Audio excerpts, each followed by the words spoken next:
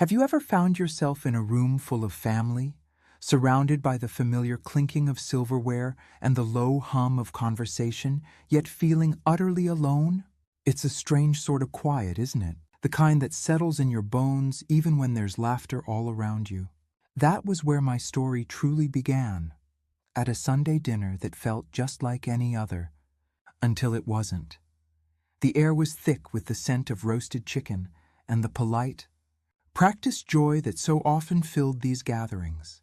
I was seated at my usual spot near the end of the table, a place that had become my comfortable perch for observing, for listening, for being present but not entirely seen. My plate was a landscape of half-eaten food and unspoken thoughts. I'd nod and smile, a quiet participant in a play I'd been acting in for years. It was Iris, my daughter-in-law, whose voice sliced through the gentle murmur. She had a way about her, a polished confidence that could be both dazzling and sharp. "So, Lenore," she began, her voice smooth as the wine she swirled in her glass, "how does it feel being useless?" The word hung in the air, a deliberate, cruel ornament. She smiled then, a wide, bright smile that sought and found its intended audience. My son Caden let out a low chuckle. His sister-in-law gave a startled little laugh before her eyes darted guiltily toward me. Even my grandson, a boy I'd bounced on my knee, offered a fleeting smirk before looking away. For a long moment, I said nothing. The world seemed to slow down, the sounds of the room fading into a distant buzz. I carefully placed my water glass back on the table, my hand steady, a small island of calm in a sudden storm. I looked at Iris, truly looked at her, perhaps for the first time that day. She wore a pair of expensive sunglasses perched on her head like a tiara, and a linen blouse I recognized. I'd paid for it, of course, a silent gift she'd accepted as her due. Her face was a mask of practiced charm, her confidence a fortress. I straightened my spine, a small internal shift that no one else would have noticed, and when I spoke, my voice was quiet, almost a whisper in the sudden hush. "How does it feel?" I repeated her question, letting it settle between us. Then, with a calm I didn't know I possessed, I added, "Knowing this useless one won't be paying your bills anymore." The silence that followed was absolute. It was as if all the air had been vacuumed from the room. Iris's perfect smile faltered, her eyes blinking in disbelief. Caden's fork, laden with mashed potatoes, froze halfway to his mouth. This time no one laughed. My words, though spoken softly, had the weight of years behind them. I didn't need to raise my voice. The truth was loud enough. Slowly, deliberately, I pushed my chair back, the sound of its legs scraping against the hardwood floor, a final, definitive note. I took my purse from the back of the chair, gave a single encompassing nod to the stunned faces around the table, and walked through the patio doors into the afternoon sun. As I stepped outside, the light felt like a warm embrace, a welcome from an old friend.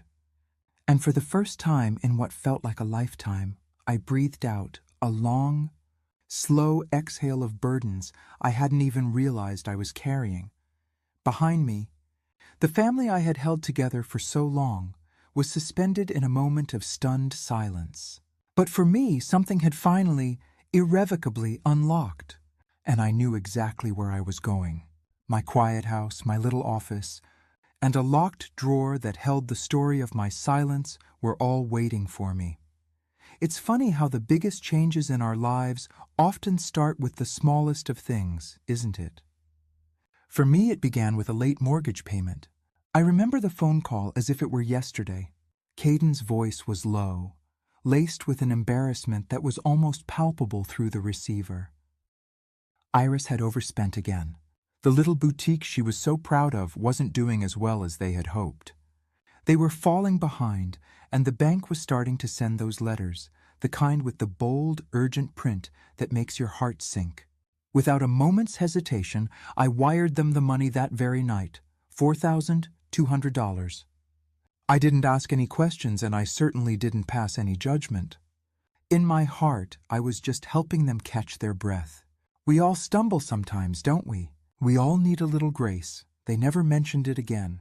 There was no thank you, no acknowledgement of the weight I had lifted from their shoulders. But a month later there was something else. The rent on the boutique space had gone up. Then it was a credit card bill that Iris had, in her words, completely forgotten about, while planning a lavish birthday party for a friend. Then came the deposit for my grandson's private school, a sum that was, of course, due immediately. Each request was delivered with a quiet urgency, a silent expectation that I would, as always, make it right. I started keeping a record. At first, it was just a habit, the accountant in me finding comfort in order and numbers.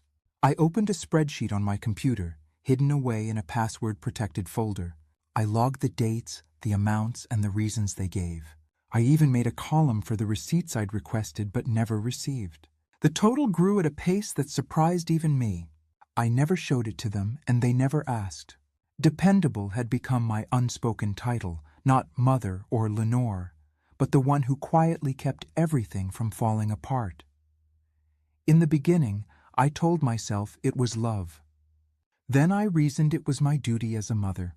But after a while, I stopped trying to name it at all. It just was.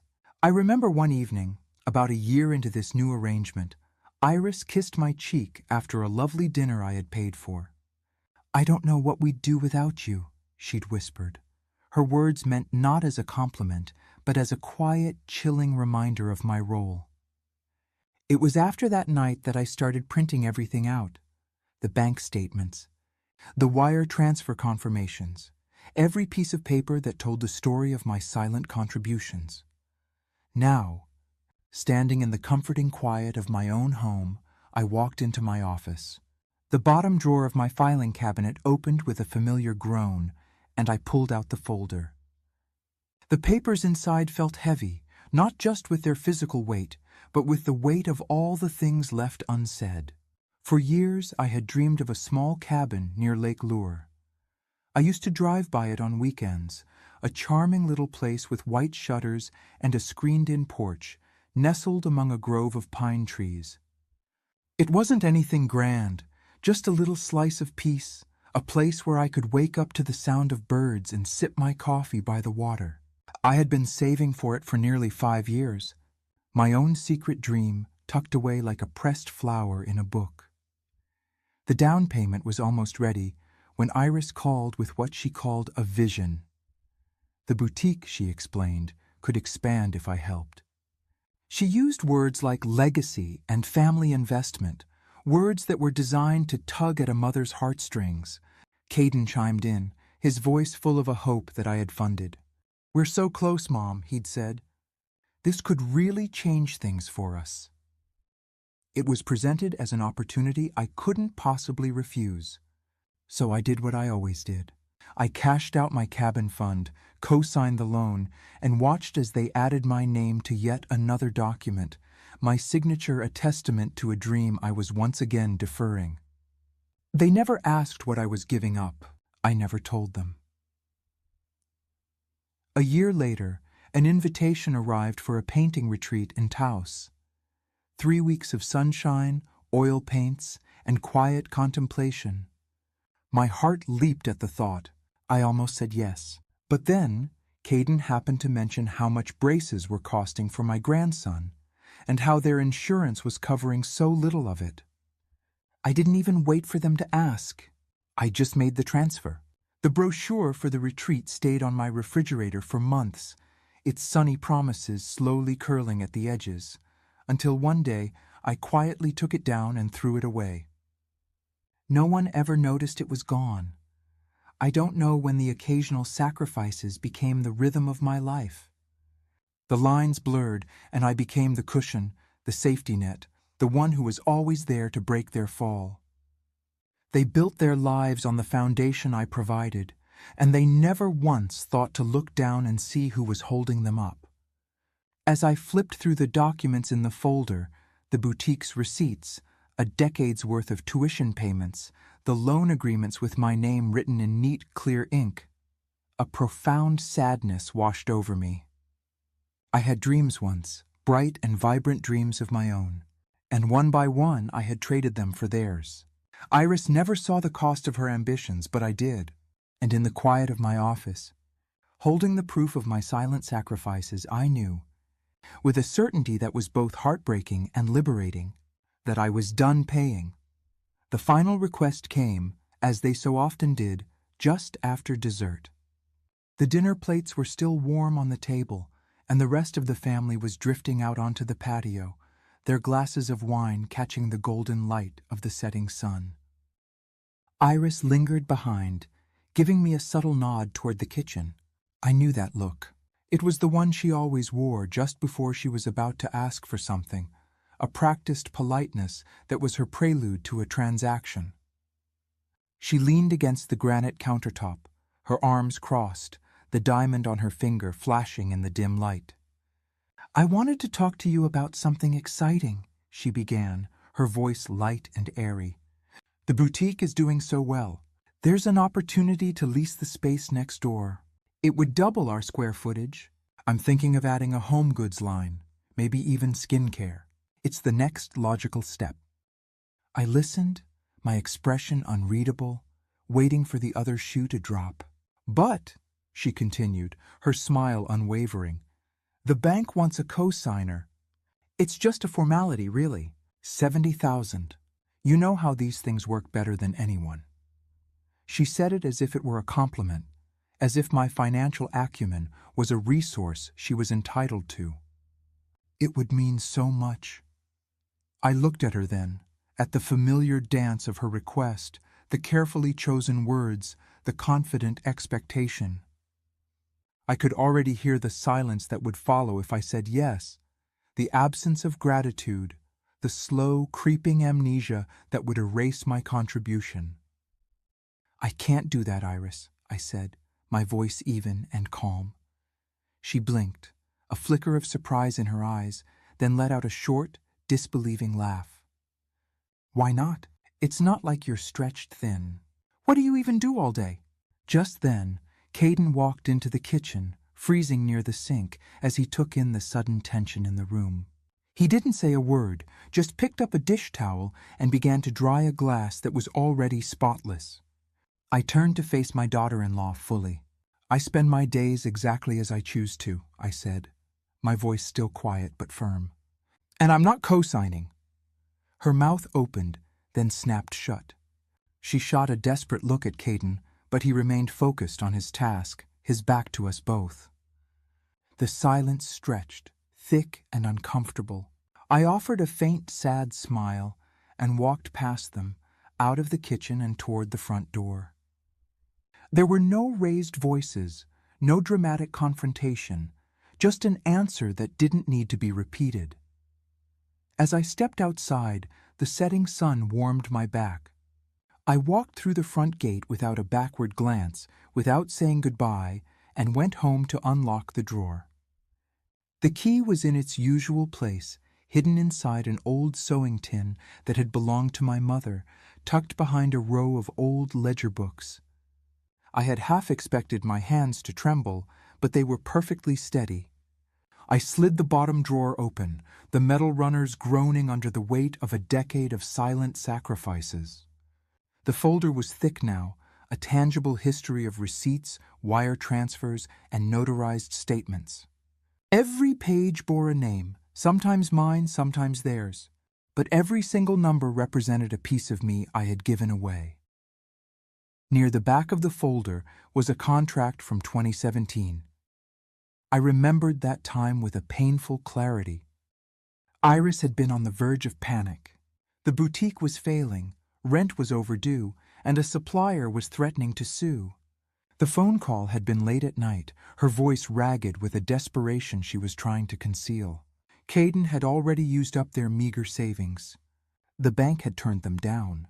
I was her last resort. I met her at a sterile diner off the highway, the kind of place where difficult conversations happen over lukewarm coffee. I had the contract with me, already printed and reviewed by a lawyer friend. I wasn't being cruel. I was being careful. If I was going to risk $60,000 of my retirement, I needed some security. She barely skimmed the document, her eyes darting over the legal language, her mind clearly elsewhere. She signed where I indicated, her signature a rushed, jagged line. Then she slid the papers back across the table and let out a long, shuddering breath, like someone who had just been pulled from the water. I filed the contract away the next day and never mentioned it again. Until now, the clause was clear, unambiguous. In exchange for a financial bailout of $60,000, Lenore H. Holstead would assume 52% ownership of the Gilded Fern, effective immediately. It was legal, notarized, and quietly, indisputably binding. She must have assumed I'd forgotten, or that I would never have the courage to use it. For a long time she was right. I had convinced myself that my silence was keeping the peace, that letting them live in their comfortable fiction was what held our family together. But peace cannot be built on a foundation of denial. I slipped the contract into a fresh envelope. Tomorrow, it would no longer be a secret hidden in a drawer. Tomorrow, it would be a memory she could no longer afford to forget. I knew the moment I walked away from that dinner table that something had fundamentally changed. It wasn't a loud, dramatic explosion, but a quiet internal shift, like the first crack in a sheet of ice. My simple two-word answer, "I'm not," had landed with the force of a judgment, and I had left before the pieces could shatter. The following 3 days were a study in silence, a heavy, expectant quiet that was a stark contrast to the constant, low-level hum of their needs that had become the background music of my life. Then, on the 4th day, there was a knock at my door. It was Iris, her body rigid, her arms crossed tightly over her chest as if to hold herself together. Caden stood a step behind her, looking weary, his eyes pleading for a resolution before the conversation had even begun. I opened the door wide, a silent invitation into my home. "Would you like some tea?"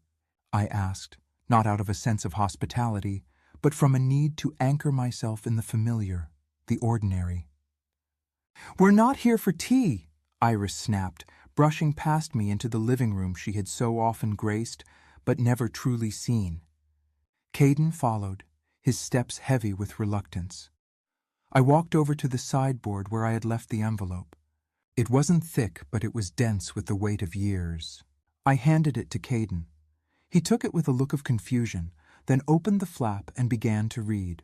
I watched his face as his eyes moved across the pages, slowly at first, then with increasing speed.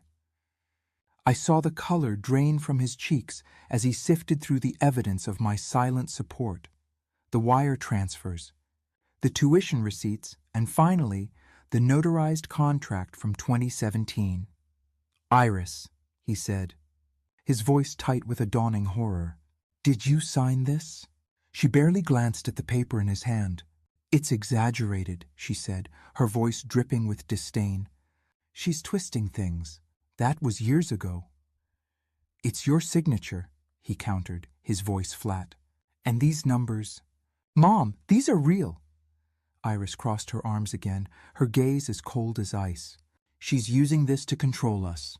That's all this is." I sat down in the armchair across from them, the familiar chintz a small comfort. "No," I said, my voice calm and steady. "I'm using it to stop being erased." For the first time, Caden looked at me. I mean, he truly looked at me, his eyes filled with a slow, dawning recognition, like someone realizing they've been shouting in an empty room. Iris, however, refused to meet my gaze. I hadn't expected an apology, and I didn't ask for one. I knew it would never come. But I had given them the folder. I had dragged everything out of the shadows and into the light. What they chose to do with the truth was no longer my burden to carry. The silence that had settled between us cracked 2 days later, not with a quiet knock, but with the insistent, angry buzz of the doorbell being held down. I opened the door to find Iris already speaking, her words a torrent of accusation. "This is ridiculous," she hissed, her face a mask of fury. "You're a parasite, clinging to something you never built." I stood my ground, my expression calm. I did not flinch. Caden was behind her again, his face etched with exhaustion. He looked as though he hadn't slept in days. "Mom," he began, his voice barely a whisper, "can we please just talk? This isn't worth destroying the family over." I waited, letting his words hang in the air. He rubbed his hands together, a nervous, fretful gesture. "Just sell your shares," he pleaded. "We'll buy you out. You can walk away from this, and we can put all this tension behind us." I looked from my son's weary face to my daughter-in-law's defiant one. "I didn't ask for ownership, Caden," I said, my voice even. "I never sought control. I stepped in when you had nowhere else to turn. I co-signed, I funded, I rescued, and then I stepped back and let you both take all the credit." Iris opened her mouth to argue, but I held up a hand, a gesture that was both a plea for silence and a command. "I wasn't clinging," I continued. "I was holding things together because I thought it mattered. Now that it seems it doesn't, I am simply refusing to disappear." Caden shifted uncomfortably, his gaze falling to the floor. Iris just stared at me, her eyes hard, as if she could will me into feeling guilty. "I'm not selling my stake," I said, the words clear and final. "I am not going to erase my part in this story just to make you more comfortable." Neither of them spoke. The silence that filled the space between us was different this time. It wasn't awkward or tense. It was final. A door closing. Then, without another word, they turned and walked away, their retreating figures a portrait of defeat. I closed the door gently, the soft click of the latch echoing in the sudden stillness of my home. I had told them I wouldn't be erased. Now I had to show them what that meant. I decided to go to their house the next afternoon. I wasn't going to argue or to plead. I was simply going to be clear. I brought the folder with me again, tucked under my arm like an old familiar friend.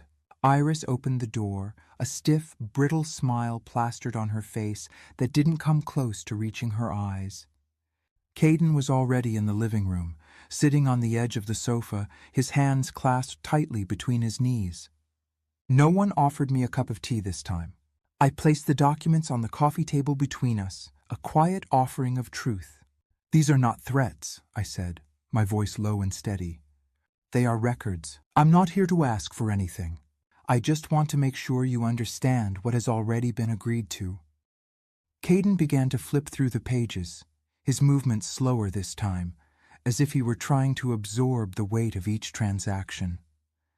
Iris remained standing by the doorway, her arms crossed, a silent, defiant statue. "So, you want to be the hero now?" she asked, her voice sharp with sarcasm. "Is that it? You want us to bow down and thank you?" "No," I replied, meeting her gaze without wavering. "I want to close the account."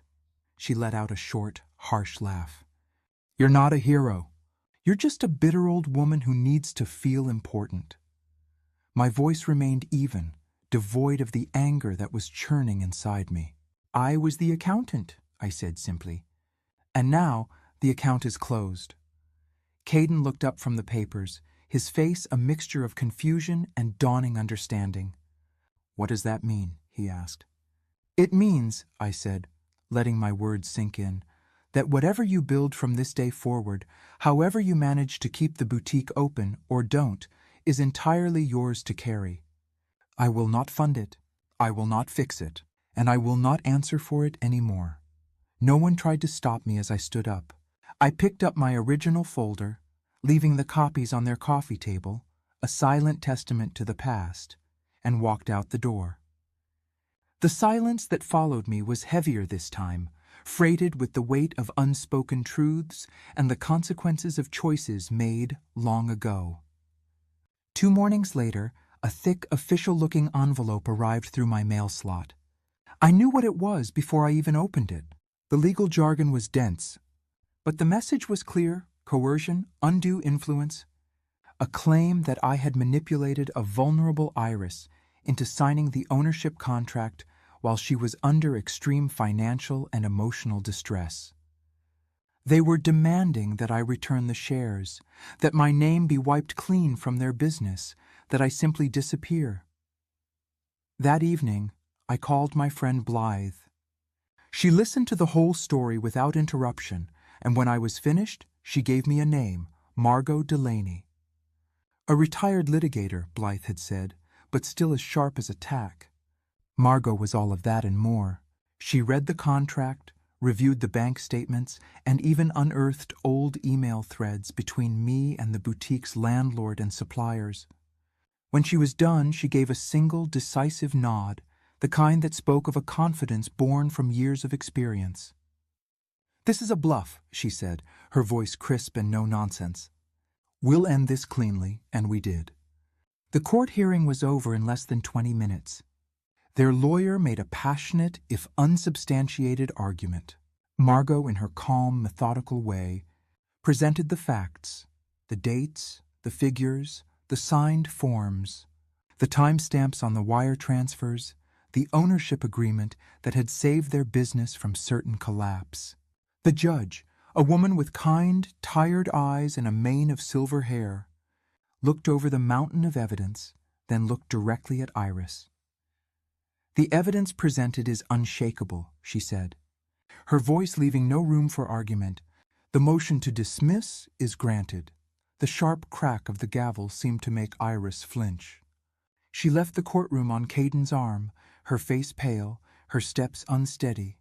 Neither of them looked at me. Outside, in the bright California sun, Margot turned to me with that same reassuring nod. "It's over," she said simply.